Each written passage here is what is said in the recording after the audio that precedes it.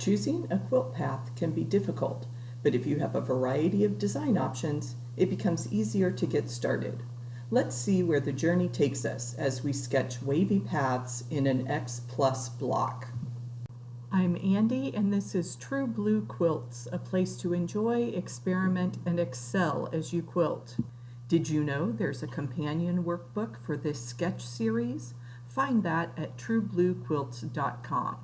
Wavy tracks, we are just doing some gentle echoing, and the key here is to try to keep consistent spacing.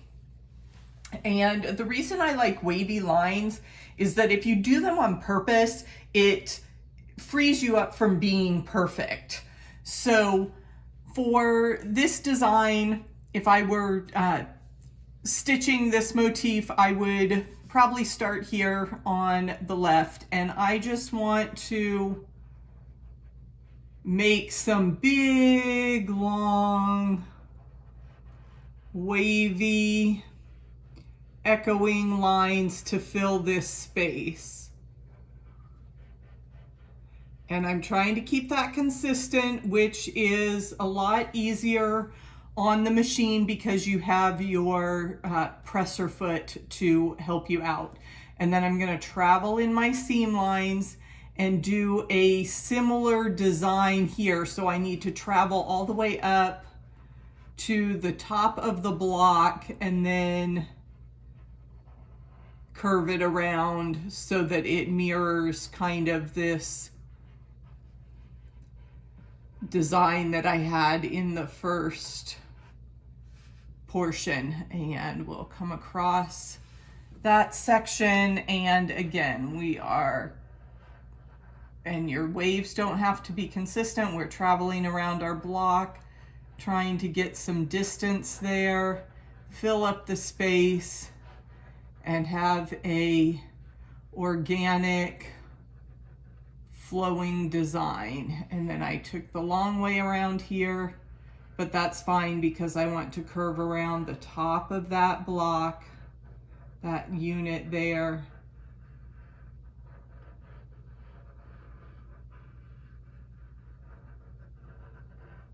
And just meander there, and then back out to the side. Now, with this X+ block, you've got the X formed by those sections that we've quilted, and then you have the plus. And you can fill in just the colored portion of your plus block, or you can extend it all through that sashing. So I, again, I'm going to be using wavy lines. If you like the look of straight lines better, then you can use a ruler.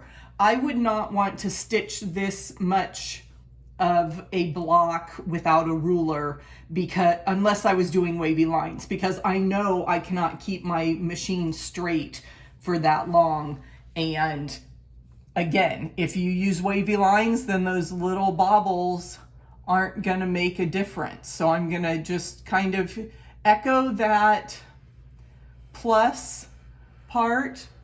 And the nice thing about working in a set of 3, I've said in other videos, is that you can get that center line and then it divides your block in half. So if you're about 1/4 of an inch off from one seam line, then you can go down the center of the section and then divide the other portion in half. And just with that little continuous line, I boxed myself into a corner. I'm going to need to travel around to finish this block out and do the last little wavy line there for wavy tracks in my X+ block.